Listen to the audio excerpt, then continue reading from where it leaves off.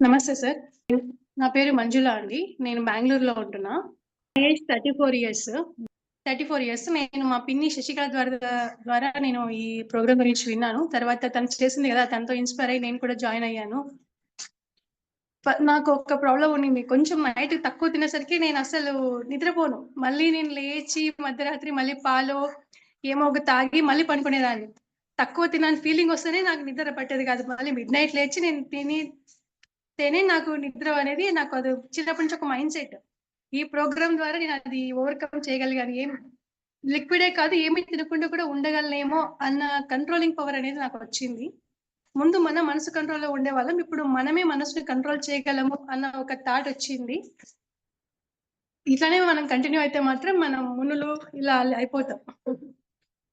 కొంచెం will power అనేది గట్టిగా ఉండాలనేది నాకు తెలిసింది.